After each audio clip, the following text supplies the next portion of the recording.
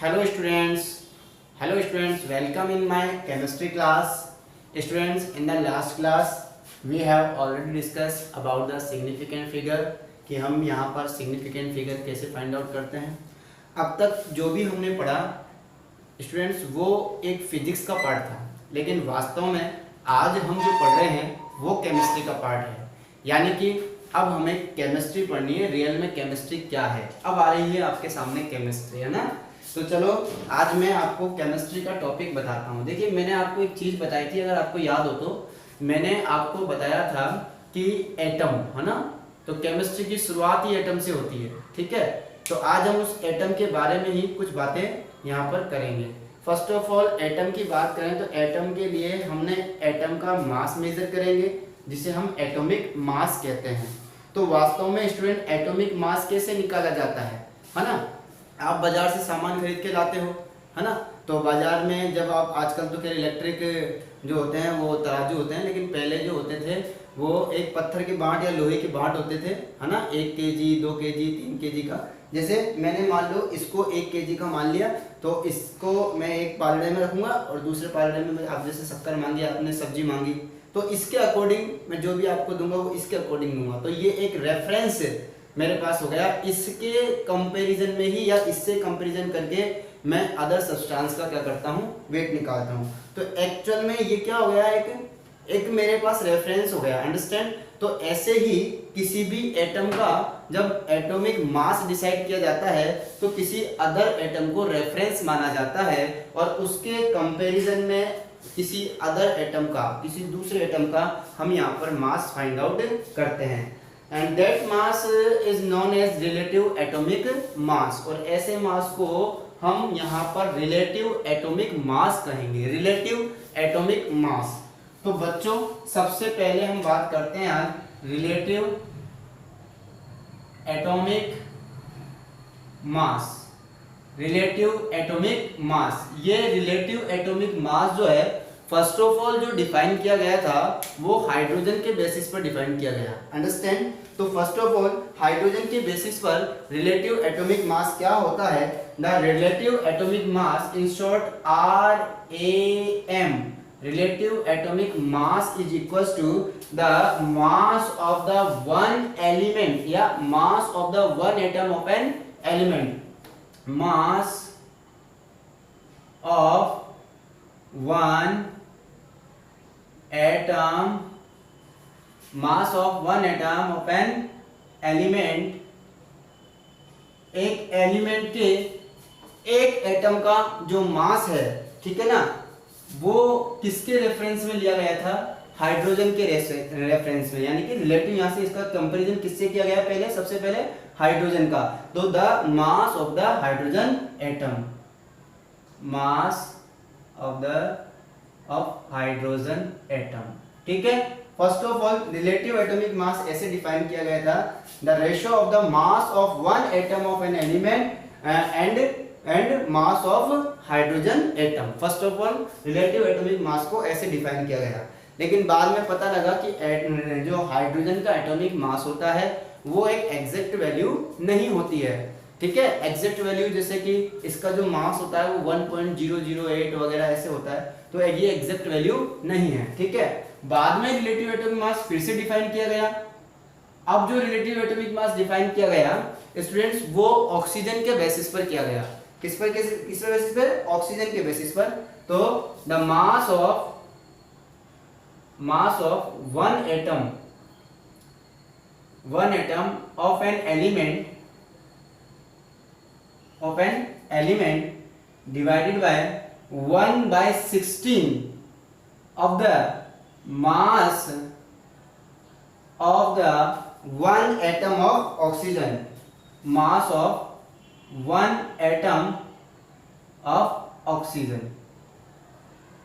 ठीक है। यानी कि ऑक्सीजन के एक एटम के मास का 1/16, ओके, 1/16 यानी कि 16वां जो पार्ट है उससे जब हम किसी एटम के मास को डिवाइड करते हैं तो वो उसका रिलेटिव एटॉमिक मास आता है, अंडरस्टैंड। कुछ सालों बाद में इंटरनेशनल लेवल पर इसे भी एक्सेप्ट नहीं किया गया। और बाद में लास्ट में जब रिलेटिव एटॉमिक मास निकाला जाता है, यानी कि हम सब जितने भी एलिमेंट के मास को कंपैरिजन करते हैं वो लास्ट में आकर जाकर 1961 में इंटरनेशनल लेवल पर जिसको प्रायोरिटी दी गई वो है carbon 12 isotopes, the mass of the carbon 12 isotopes. Understand, the mass of the carbon 12। Carbon 12 क्यों बोल रहा हूं? क्योंकि हर एलिमेंट के बहुत सारे आइसोटॉप होते हैं। अंडरस्टैंड, तो जो कार्बन 12 आइसोटॉप है उसका एग्जैक्ट मास कितना होता है? 12 ग्राम। अंडरस्टैंड, यानी कि 12 AMU, 12 एटॉमिक मास यूनिट। तो अब हम बात करते हैं बाद में in and after the 1961, okay, after the 1961, जो 1961 के बाद, अब यानी कि टुडे, या हम कह सकते हैं रिसेंटली, ओके, एंड टुडे यानी कि आज हम रिलेटिव एटॉमिक मास किससे डिफाइन करते हैं? तो आज हम बात करते हैं कार्बन की। Okay, mass of one atom of an element divided bye 1/12 of mass of one atom of carbon 12 isotope. ये ध्यान रखेंगे, कार्बन 12 आइसोटोप के एक एटम के मास का 1/12, ठीक है, यानी कि 12 पार्ट से जब हम किसी भी मास of one atom of an element, एक एलिमेंट के एक एटम के मास को डिवाइड करते हैं तो वो आ जाता है रिलेटिव एटॉमिक मास। रिलेटिव एटॉमिक मास, अंडरलाइन करो इस चीज को, ये बहुत ही इंपॉर्टेंट चीज है। तो आज हम क्या पढ़ते हैं? आज हम पढ़ते हैं बच्चों रिलेटिव एटॉमिक मास में जो आपका स्टैंडर्ड फॉर्म है वो है 1/12 of mass of one atom of carbon 12 isotope, यानी कि कार्बन 12 आइसोटोप के वन एटम के मास का 1/12। अंडरस्टैंड, और जो कार्बन 12 आइसोटोप का मास होता है वो 12 ही होता है। अंडरस्टैंड, तो 12 को 12 से डिवाइड करेंगे तो 1 आएगा, एग्जैक्ट 1 आएगा। यहाँ एग्जैक्ट 1 नहीं आ रहा था, यहाँ एग्जैक्ट 1 नहीं आ रहा था। अंडरस्टैंड, तो इससे कंपैरिजन करेंगे हम किसी भी एलिमेंट के एक एटम के मास को, तो वो मास आपका वो डेफिनेशन हो जाएगी रिलेटिव एटॉमिक मास की। तो आपका रिलेटिव एटॉमिक मास ये होता है वास्तव में।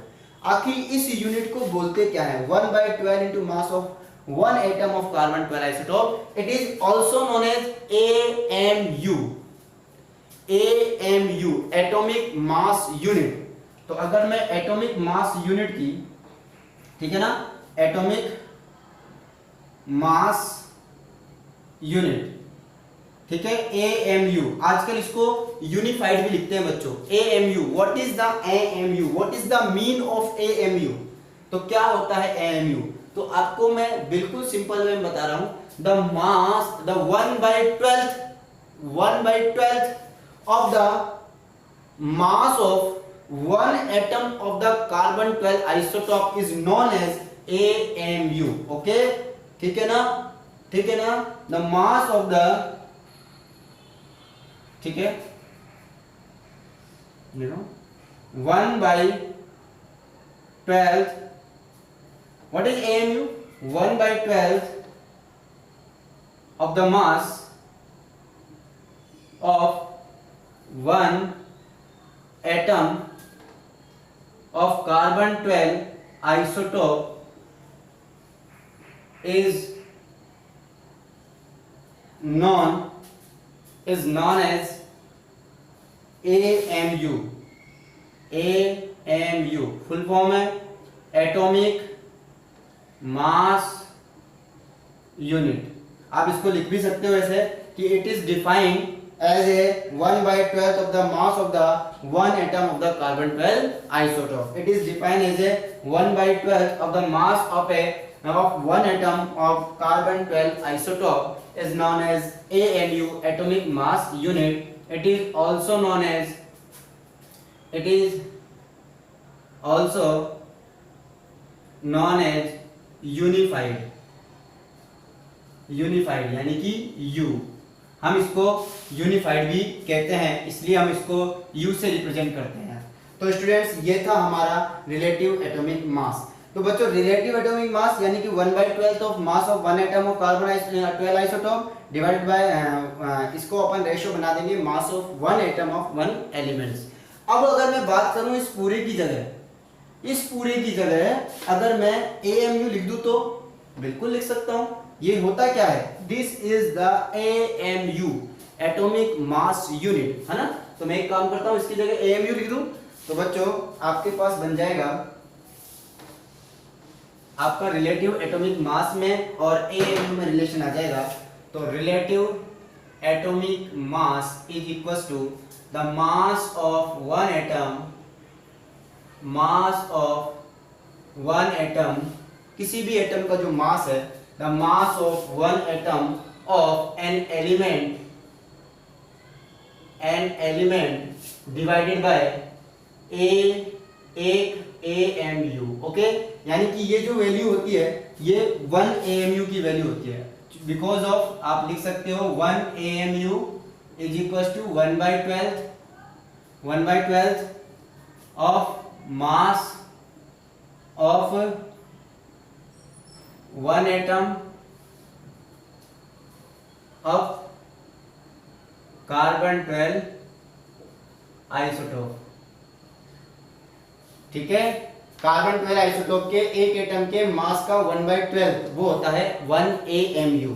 और वास्तव में इसकी वैल्यू कितनी आती है, चलिए वास्तव में हम इसकी वैल्यू भी बता देते हैं आपको, है ना। तो बच्चों 1 AMU की जो वैल्यू होती है रियल में ये होती है 1.67 इंटू 10⁻²4।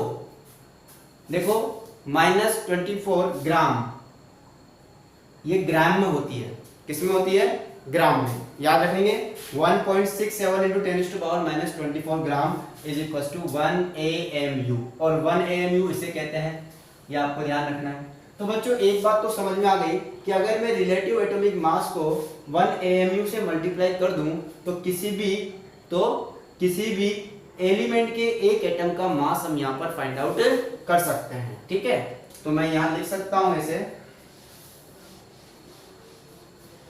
तो बच्चों मैं यहाँ पर लिख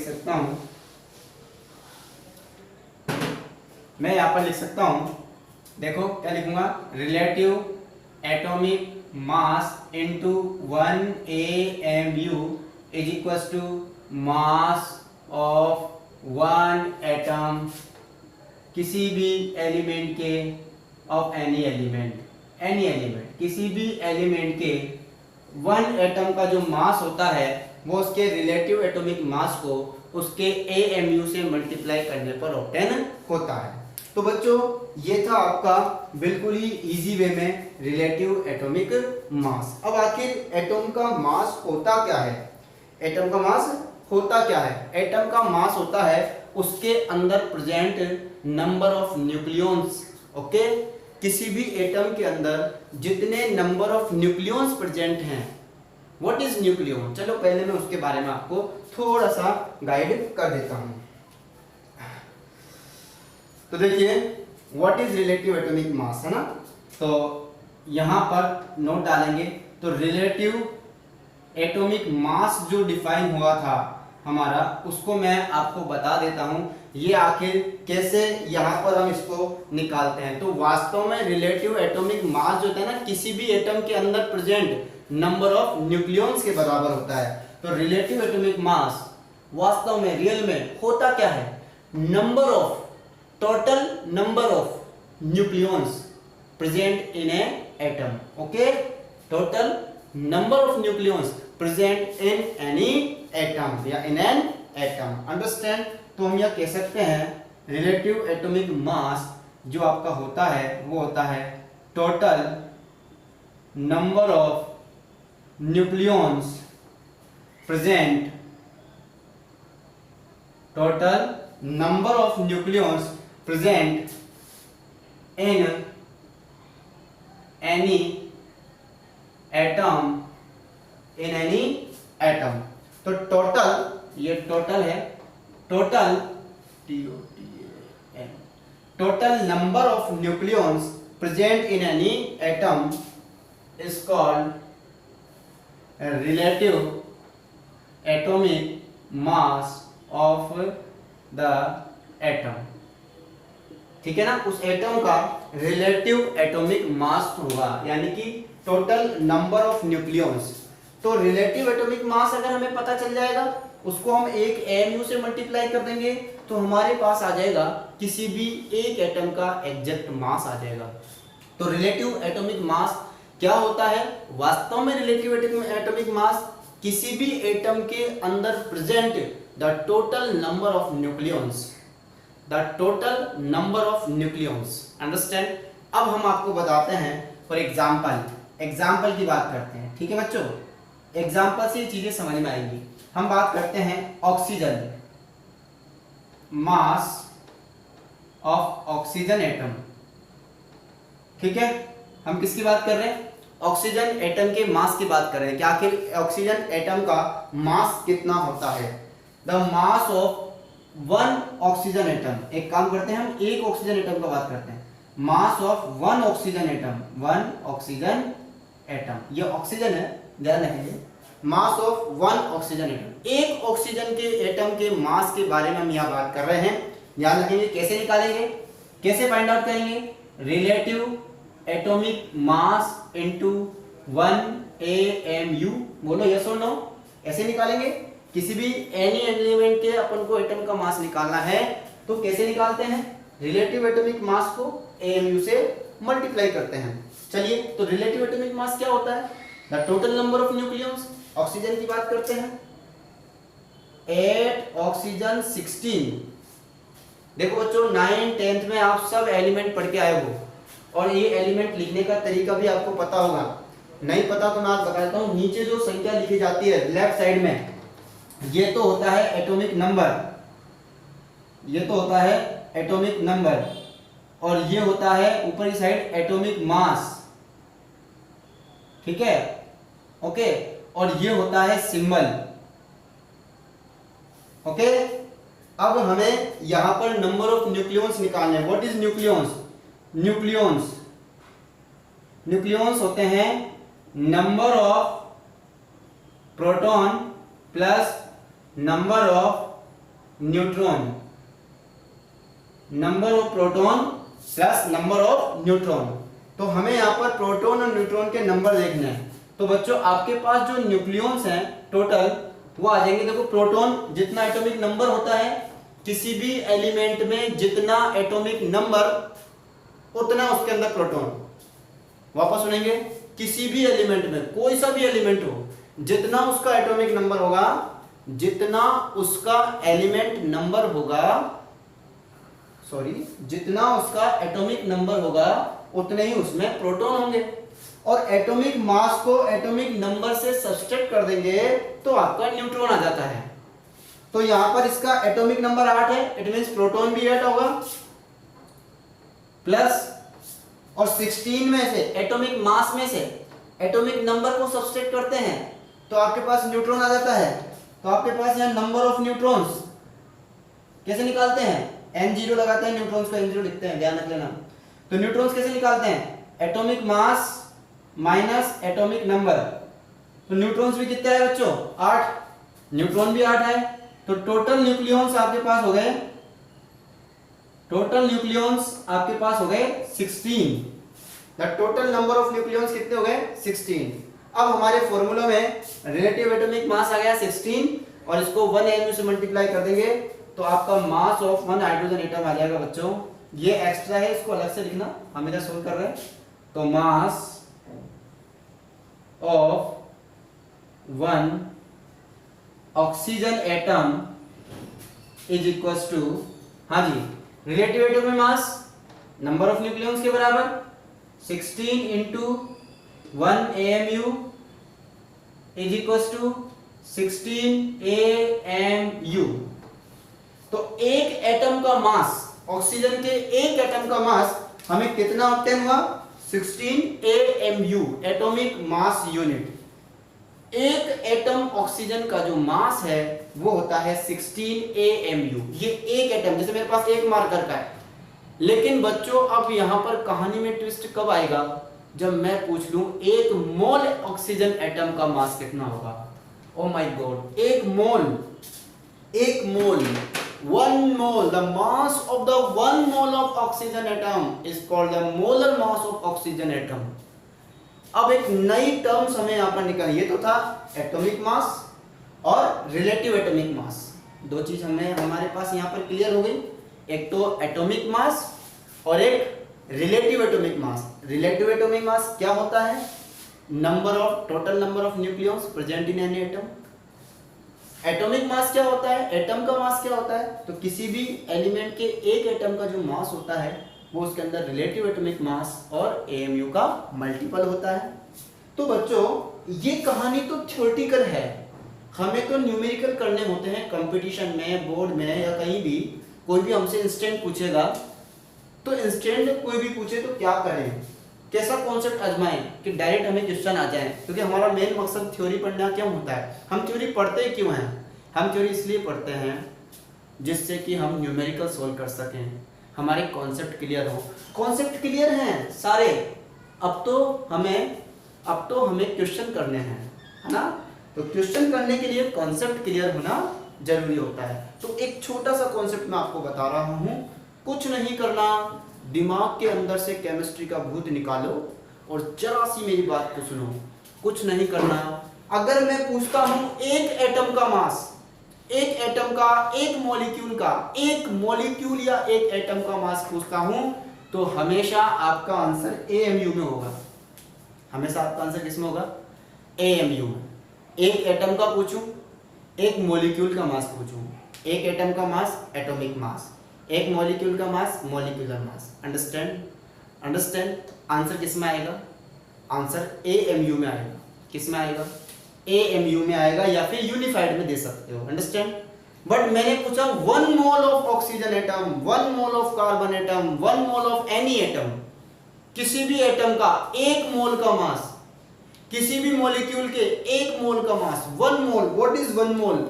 1 mole it is a big quantity, it is a large quantity. 1 mole बहुत बड़ी क्वांटिटी है, तो उसका मास पूछा है मैंने। पहले तो पूछा था एक एटम का, अब पूछा है पूरा की पूरा 1 मोल, 1 मोल का। तो जब भी मोल का मास पूछे आपका आंसर ग्राम में लिख देना है। वैल्यू, न्यूमेरिकल वैल्यू वही रहेगी, 16 ही रहेगा। मैंने कहा 1 mole of oxygen atom, the mass of the 1 mole of oxygen atom वही 16 रहेगा, लेकिन AMU की जगह ग्राम आ जाएगा। बस सॉल्व, कुछ नहीं करना। तो mass of 1 mole of oxygen atom 16 gram, mass of 1 atom of oxygen atom, mass of 1 oxygen atom 16 AMU, mass of 1 mole of oxygen atom 16 gram. Understand. जब भी मोल का पूछे ग्राम लगा दो, सिंगल एटम का पूछे क्या करोगे, AMU लगा दो, चाहे मॉलिक्यूल हो चाहे एटम हो। ये इतना सा सीधा सा कॉन्सेप्ट है, कोई कैलकुलेशन करने की जरूरत नहीं। अब सर हमें याद कैसे रहेगा, तो इसके लिए मैं आपको एक टेबल बनवा देता हूं, छोटे मोटे हम उनको पढ़ लेते हैं। देखो एक छोटा सा याद रखना, एटॉमिक नंबर आपको याद होने चाहिए। कहां तक याद होने चाहिए, एटॉमिक नंबर कम से कम 30 तक, 30 एलिमेंट्स आपको याद होने चाहिए, बिल्कुल एकदम। Hydrogen, helium, lithium, beryllium, boron, carbon, nitrogen, oxygen, fluorine, neon, sodium, magnesium, aluminium, silicon, phosphorus, sulphur, chlorine, argon, potassium, calcium, screen, titanium, beryllium, chromium, manganese, ferrous, cobalt, nickel, copper, zinc.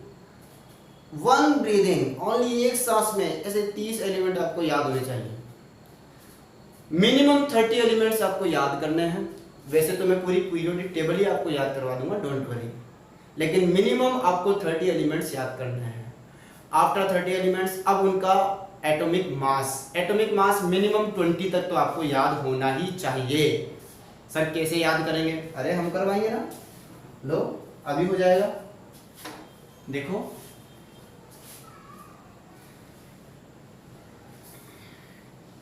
कैसे होगा, अभी करवाएंगे। कुछ नहीं करना, जो एलिमेंट का जितना नंबर होता है उसका डबल कर दो, क्या कर दो, डबल। लेकिन कुछ एक्सेप्शन है, कुछ एक्सेप्शन है, उनका डबल नहीं करना है, बाकी सबका डबल कर देना है। चलो 1 से लेकर 20 तक, 1 to 20, ओके। तो सबसे पहले हाइड्रोजन की बात करें, इसका 1 ही रहेगा। नंबर भी, एटॉमिक नंबर और एटॉमिक मास, ठीक है, ओके। हाइड्रोजन का एटॉमिक नंबर भी 1 है, एटॉमिक मास भी 1 है। एक एटम का पूछे AMU, 1 मोल का पूछे 1 gram, understand. Helium, lithium, beryllium, boron, carbon, तो हीलियम डबल कर देना, lithium, beryllium, boron, carbon, nitrogen, oxygen, fluorine, neon. Neon के बाद आता है सोडियम, तो सोडियम का चेंज है, इनके नंबर के डबल कर देना सबके। सोडियम का चेंज है, तो जिनका चेंज है उनका लिख देता हूं, फालतू में तो टाइम वेस्ट करें। सोडियम 11 नंबर पे आता है, लेकिन एटॉमिक मास 23 होता है। इट मींस एक प्रोटॉन ज्यादा होता है, इसके अंदर एक न्यूट्रॉन ज्यादा होता है ना, न्यूट्रॉन होता है। बात करते हैं सोडियम के बाद मैग्नीशियम, डबल कर दो।